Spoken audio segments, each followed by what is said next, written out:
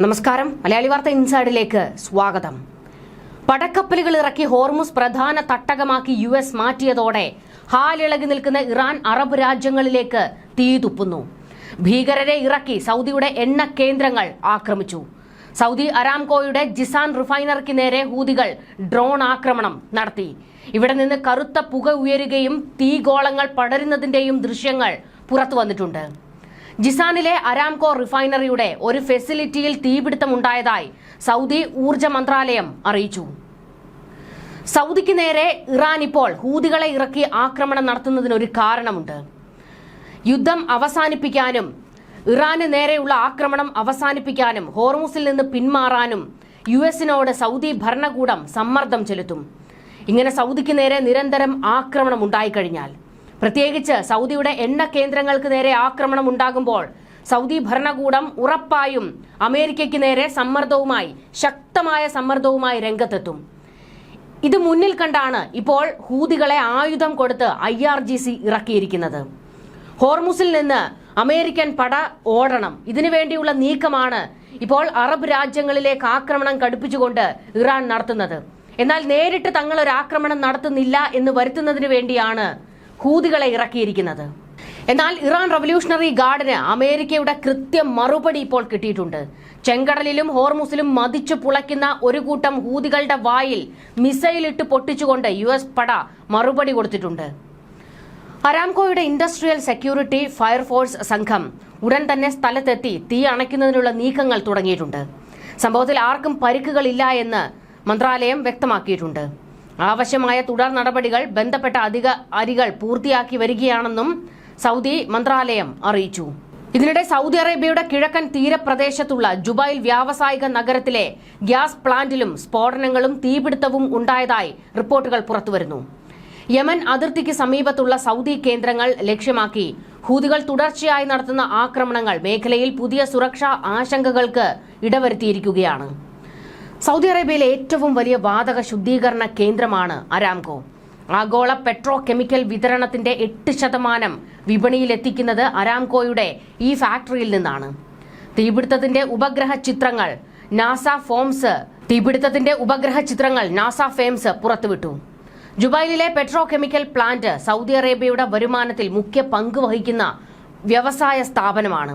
മൊത്തം GDPയുടെ 7% ജുബൈലിലെ ഈ കേന്ദ്രത്തിൽ നിന്നാണ് സൗദിക്ക് ലഭിക്കുന്നത്. Saudi Aramco, SABIC, Exxon Mobil, Dow Chemical, Chevron, Phillips എന്നീ കമ്പനികൾ ചേർന്നാണ് ഇവിടെ പ്രവർത്തിക്കുന്നത്. പ്ലാന്റിന്റെ പ്രവർത്തനം സൗദി നിർത്തിയാൽ വിപണിയെ ബാധിക്കും. വരും ദിവസങ്ങളിൽ വില മാറ്റം പ്രകടമാകും എന്നാണ് റിപ്പോർട്ടുകൾ പുറത്തുവരുന്നത്. യമനോട് ചേർന്ന് ചെങ്കടൽ തീരത്ത് സ്ഥിതി ചെയ്യുന്ന സൗദിയിലെ പ്രദേശമാണ് ജിസാൻ. അതുകൊണ്ട് തന്നെ ഇവിടേക്ക് ആക്രമണം നടത്താൻ ഹൂതികൾക്ക് ഏറ്റവും എളുപ്പത്തിൽ സാധിക്കും. മുൻപും സൗദിയുമായി ഇടഞ്ഞു നിൽക്കുന്ന ഘട്ടത്തിലൊക്കെ ഹൂതികളെ ഇറക്കി തന്നെയായിരുന്നു ഇറാൻ ഇവിടങ്ങളിലേക്ക് ആക്രമണം നടത്തിയിട്ടുള്ളത്.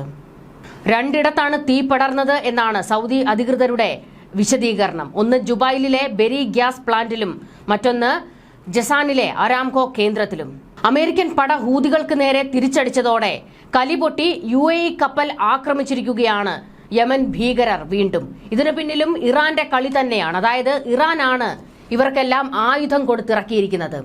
ചെങ്കടലിലും ഹോർമുസിലും ഹൂതികളെ അണിനിരത്തി ഇറാൻ സേന നെറികേട് ആവർത്തിക്കുകയാണ്. നേരിട്ട് മുട്ടാതെ ഭീകരരെ വെച്ച് യുദ്ധ നീക്കം. ഹോർമുസ് കടലിടുക്കിലൂടെ പോകുന്ന വേളയിൽ UAEയുടെ എണ്ണക്കപ്പലാണ് ആക്രമിക്കപ്പെട്ടത്. UAEയുടെ എണ്ണ കമ്പനിയായ അഡ്നോക്കിന്റെ കപ്പലാണ് ആക്രമിക്കപ്പെട്ടിരിക്കുന്നത്. ആർക്കും പരിക്കില്ല എന്നും സ്ഥിതിഗതികൾ നിയന്ത്രണ വിധേയമാണെന്നും അഡ്നോക്ക് പ്രസ്താവനയിൽ അറിയിച്ചിട്ടുണ്ട്. പ്രതികരണവുമായി പിന്നാലെ ഇറാൻ രംഗത്തെത്തിയിരുന്നു. ഹോർമുസ് പാത തുറക്കണമെങ്കിൽ ചില ഉപാധികൾ അമേരിക്ക പാലിക്കണം എന്നാണ് ഇറാൻ ആവശ്യപ്പെടുന്നത്. ഇറാനെതിരെ ചുമത്തിയ ഉപരോധം പൂർണ്ണമായി പിൻവലിക്കണമെന്നാണ് പ്രധാന ഉപാധി. പശ്ചിമേഷ്യയിൽ നിന്ന് US സൈന്യം മടങ്ങിപ്പോകണം എന്നും ഉപാധിയിലുണ്ട്. ഇറാനിലെ ദേശീയ സുരക്ഷാ സ്ഥിതി സെക്രട്ടറി മുഹമ്മദ് ബാഗിർ സുൽഖദർ ആണ് അമേരിക്കയ്ക്ക് മുൻപാകെ പുതിയ ഉപാധികൾ വെച്ചിരിക്കുന്നത്. യുദ്ധത്തിൽ ഇറാന് സംഭവിച്ച നഷ്ടങ്ങൾക്ക് അമേരിക്ക പരിഹാരം നൽകണം, ഇറാന്റെ തടഞ്ഞുവെച്ച ആസ്തികൾ വിട്ടുതരണം എന്നീ ഉപാധികളും ഇറാൻ മുന്നോട്ട് വെച്ചിട്ടുണ്ട്. ഇറാൻ യുദ്ധം തുടങ്ങിയത് മുതൽ ഉന്നയിക്കുന്ന ആവശ്യങ്ങളാണ് ഇപ്പോഴും ആവർത്തിക്കുന്നത്. ഇറാന്റെ സഖ്യകക്ഷികളെ ആക്രമിക്കുന്നത് അമേരിക്ക അവസാനിപ്പിക്കണം, ഇറാനെതിരെ ഭീഷണി മുഴക്കുന്നത് നിർത്തണം എന്നും ഇറാൻ പ്രതിനിധികൾ ആവശ്യപ്പെടുന്നുണ്ട്. അതായത് ഇറാന്റെ സഖ്യകക്ഷികളെ ഇനി ആക്രമിക്കാൻ നിൽക്കരുത് എന്ന് പറയുമ്പോൾ അക്കൂട്ടത്തിൽ ഹൂതി, ഹിസ്ബുള്ള, അതുപോലെ തന്നെ ഹമാസ്, ഇതുകൂടാതെ സിറിയയിലെയും ഇറാഖിലെയും മിലീഷ്യകൾ തുടങ്ങിയവരെ ഒന്നും അമേരിക്കയോ ഇസ്രയേലോ കൈവയ്ക്കരുത് എന്നാണ് ഇറാന്റെ ആവശ്യം. പ്രോക്സികളെ ഇറക്കി ഇറാൻ നടത്തുന്ന ഭീകരവാദം അവസാനിപ്പിക്കാതെ ആയുധം താഴെ വെക്കില്ല എന്ന് തന്നെയാണ് ഇസ്രയേലിന്റെയും അമേരിക്കയുടെയും മറുപടി. ഇറാൻ മുന്നോട്ട് വെച്ച ഉപാധികളിൽ ഇതുവരെ അമേരിക്ക പ്രതികരിച്ചിട്ടില്ല. ഖത്തറും പാകിസ്ഥാനും ഒമാനും മധ്യസ്ഥത വഹിച്ചതിനെ തുടർന്ന് നേരത്തെ 60 ദിവസത്തെ സമാധാന കരാർ നിലവിൽ വന്നിരുന്നു. എന്നാൽ കരാർ ലംഘിക്കപ്പെട്ടു എന്നാരോപിച്ച് അമേരിക്കയും ഇറാനും പരസ്പരം ആക്രമണം പുനരാരംഭിക്കുകയാണ് ചെയ്തത്. ഇതോടെ വീണ്ടും പ്രതിസന്ധിയിലായത് അറബ് രാജ്യങ്ങളാണ്. അമേരിക്ക അവരുടെ നിലപാട് തിരുത്തുന്നതുവരെ ഹോർമുസ് കടലിടുക്ക് തുറക്കില്ല എന്ന് ഇറാന്റെ പരമോന്നത ദേശീയ സുരക്ഷാ സമിതിയും മുന്നറിയിപ്പ് നൽകി. ഇറാനെതിരെ ഇനി അമേരിക്ക സൈനിക ഭീഷണി ഉയർത്തരുത്. ഇറാൻ തുറമുഖങ്ങൾക്ക് മേൽ US ഏർപ്പെടുത്തിയ നാവിക ഉപരോധം നീക്കണം, മേഖലയിലെ സൈനിക സാന്നിധ്യം പിൻവലിക്കണം എന്നീ ആവശ്യങ്ങൾ ഇറാൻ മുന്നോട്ട് വയ്ക്കുമ്പോൾ ഒരു തരത്തിലും അമേരിക്കയ്ക്ക് അംഗീകരിക്കാൻ കഴിയാത്ത ആവശ്യങ്ങളാണ് ഇറാൻ മുന്നോട്ട് വച്ചിരിക്കുന്നത്. മറ്റൊന്ന്, ഈ കരാറുമായിട്ട് മുന്നോട്ട് പോയാൽ ഇറാനുമായി ഒരു സമാധാന കരാറിലേക്ക് അമേരിക്ക തയ്യാറാകുകയാണെങ്കിൽ അവിടെ യുദ്ധവുമായിട്ട് ഇറങ്ങാൻ പോകുന്നത് ഇസ്രയേലായിരിക്കും. കാരണം ഇസ്രയേൽ ഇപ്പോൾ ഒന്ന് പിൻവാങ്ങി നിൽക്കുന്നത് അമേരിക്ക നിരന്തരം ഇറാനിലേക്ക് ആക്രമണം നടത്തുന്നത് കൊണ്ടാണ്. എന്നാൽ അവരുടെ ആവശ്യങ്ങൾ അംഗീകരിച്ചുകൊണ്ട് സമാധാന കരാറിലേക്ക് അമേരിക്ക എത്തുകയാണെങ്കിൽ, അതാണ് ട്രംപിന്റെ നിലപാടെങ്കിൽ, ശക്തമായ തിരിച്ചടിക്ക് ഇസ്രയേൽ രംഗത്തിറങ്ങുമെന്നുള്ള കാര്യത്തിൽ ഒരു സംശയവും വേണ്ട. അതുകൊണ്ട് തന്നെയാണ് ഇതുവരെ ഇറാൻ മുന്നോട്ട് വെച്ച ഉപാധികളിൽ അമേരിക്ക പ്രതികരിക്കാതെ മാറി നിൽക്കുന്നത്. അമേരിക്കൻ ഭരണകൂടത്തിന്റെയും US പ്രസിഡന്റിന്റെയും പ്രസ്താവനകളോടും നീക്കങ്ങളോടും ഏറെ മുൻകരുതലോടെയുള്ള പ്രായോഗിക നിലപാടുകൾ സ്വീകരിക്കാൻ ഇറാൻ നീക്കം ശക്തമാക്കുന്നു. മുൻകാല ചർച്ചകൾക്കിടയിൽ പോലും നിരന്തരം ആക്രമണങ്ങൾ നേരിടേണ്ടി വന്ന അനുഭവങ്ങൾ നിലനിൽക്കുന്നതിനാൽ വാഷിംഗ്ടണും ടെഹ്റാനും തമ്മിലുള്ള എല്ലാ നയതന്ത്ര ചർച്ചകളും വലിയ അവിശ്വാസത്തിന്റെ നിഴലിലാണ് മുന്നോട്ടു പോകുന്നത്. കരാറുകളോടും വാഗ്ദാനങ്ങളോടും അമേരിക്ക പുലർത്തുന്ന ഗുരുതരമായ പ്രതിബദ്ധതയില്ലായ്മയെ ഇറാൻ പ്രസിഡന്റ് മസൂദ് പെസഷ്ക്യാൻ രൂക്ഷമായ ഭാഷയിൽ വിമർശിച്ചു. ഇതിന് പിന്നാലെ മുൻകാലങ്ങളിൽ ഉണ്ടായ നഷ്ടങ്ങൾക്ക് അമേരിക്കൻ ഭരണകൂടം കൃത്യമായ നഷ്ടപരിഹാരം നൽകേണ്ടത് നയതന്ത്ര മുന്നേറ്റങ്ങൾക്ക് അത്യന്താപേക്ഷിതമാണെന്നും ഇറാൻ വിദേശകാര്യമന്ത്രി അബ്ബാസ് അരാഗ്ജിയും വ്യക്തമാക്കി. നിലവിൽ മസ്കറ്റും ടെഹ്റാനും തമ്മിൽ നടക്കുന്ന ചർച്ചകൾ ഇറാനും അമേരിക്കയും തമ്മിൽ ഭാവിയിൽ സാധ്യമായേക്കാവുന്ന നയതന്ത്ര സംഭാഷണങ്ങളുടെ പ്രാഥമിക ഘട്ടമായാണ് നിരീക്ഷകർ കാണുന്നത്. എങ്കിലും ഇരു രാജ്യങ്ങളും തമ്മിൽ നിലനിൽക്കുന്ന കൂടുതൽ അഭിപ്രായ വ്യത്യാസങ്ങളും നിബന്ധനകളും കാരണം വരും ദിവസങ്ങളിൽ ഈ നയതന്ത്ര നീക്കങ്ങൾ എങ്ങോട്ട് തിരിയും എന്നതിൽ കടുത്ത അനിശ്ചിതത്വം നിലനിൽക്കുന്നുണ്ട്. അമേരിക്ക ഒരു സമാധാന കരാർ ഉണ്ടാക്കി ഈ യുദ്ധത്തിൽ നിന്ന് പിൻവാങ്ങാനാണ് നീക്കം നടത്തുന്നത് എന്ന് ഇസ്രയേൽ ഇപ്പോൾ സംശയിക്കുന്നുണ്ട്. പ്രത്യേകിച്ചും ഇസ്രയേലിലെ തീവ്ര വലതുപക്ഷവും അതുപോലെ തന്നെ കടുത്ത ജൂത വിശ്വാസം ഉൾക്കൊള്ളുന്നവരും ഇസ്രയേൽ പ്രതിരോധ മന്ത്രി കാറ്റ്സ് ഉൾപ്പെടെ കൂടാതെ സൈന്യവും ഒക്കെ തന്നെ അമേരിക്ക കാലുവാരുന്നു എന്ന് സംശയിക്കുന്നുണ്ട്. അതുകൊണ്ട് തന്നെ അവർ ഒരു യുദ്ധത്തിന് തയ്യാറായിട്ടാണ് ഇപ്പോൾ നിൽക്കുന്നത്. ഇറാനെതിരെ ശക്തമായ സൈനിക ആക്രമണത്തിന് ഇസ്രയേൽ ഒരുങ്ങുന്നതായിട്ടുള്ള റിപ്പോർട്ടുകളും പുറത്തു വരുന്നുണ്ട്. സൈനികരുടെ അവധികൾ അടിയന്തരമായി റദ്ദാക്കി തിരികെ ജോലിയിൽ പ്രവേശിക്കാൻ ഇസ്രയേൽ ഡിഫൻസ് ഫോഴ്സ് നിർദ്ദേശം നൽകിയിട്ടുണ്ട്. അമേരിക്കയുമായുള്ള നയതന്ത്ര ബന്ധത്തിൽ വിള്ളലുകൾ ഉണ്ട് എന്ന അഭ്യൂഹങ്ങൾ നിലനിൽക്കെയാണ് സഖ്യകക്ഷികളുടെ പിന്തുണ കാത്തുനിൽക്കാതെ ഇസ്രയേൽ ഏകപക്ഷീയമായി ആക്രമണത്തിന് തയ്യാറെടുക്കുന്നത് എന്നാണ് വിവരം. മുൻപ് ഫെബ്രുവരി 26-നും സമാനമായി സൈനികരുടെ അവധി റദ്ദാക്കിയതിന് തൊട്ടു പിന്നാലെ ഇറാന്റെ കേന്ദ്രങ്ങളിൽ ഇസ്രയേൽ ആക്രമണം നടത്തിയിരുന്നു. സംഘർഷം കൂടുതൽ വഷളാക്കാതെ ചർച്ചയിലൂടെ പരിഹാരം കാണണമെന്നാണ് അമേരിക്കൻ ഭരണകൂടത്തിന്റെ ആവശ്യം.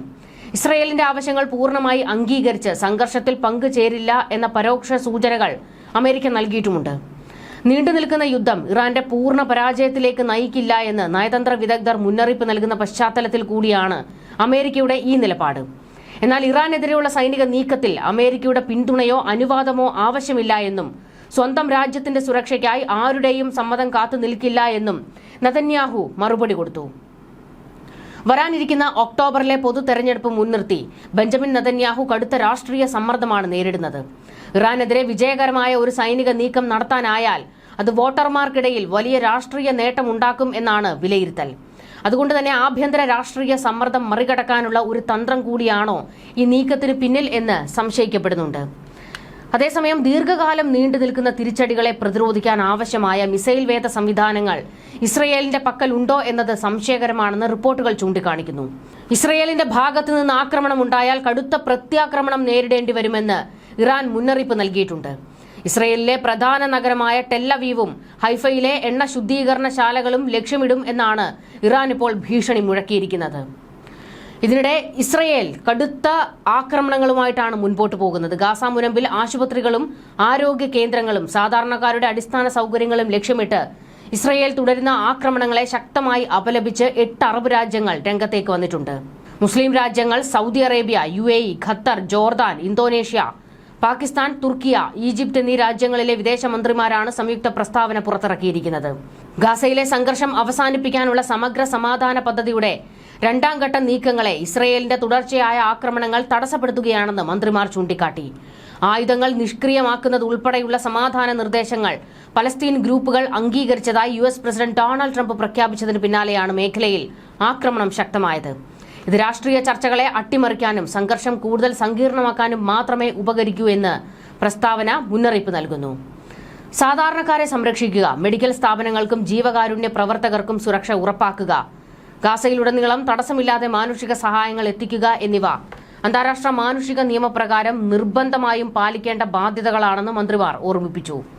ഗാസയിലെ നിലവിലെ സാഹചര്യം വെസ്റ്റ് ബാങ്കിലെ ഇസ്രയേൽ കുടിയേറ്റക്കാരുടെ ആക്രമണങ്ങളിൽ നിന്നും ജെറുസലേമിലെ ഏകപക്ഷീയമായ നീക്കങ്ങളിൽ നിന്നും വേറിട്ട് കാണാനാകില്ല എന്നും നേതാക്കൾ വ്യക്തമാക്കി. പലസ്തീൻ ഭൂപ്രദേശം കൂട്ടിച്ചേർക്കാനോ പലസ്തീനികളെ നിർബന്ധിതരായി കുടിയൊഴിപ്പിക്കാനോ ഉള്ള ശ്രമങ്ങളും മന്ത്രിമാർ തള്ളിക്കളഞ്ഞു.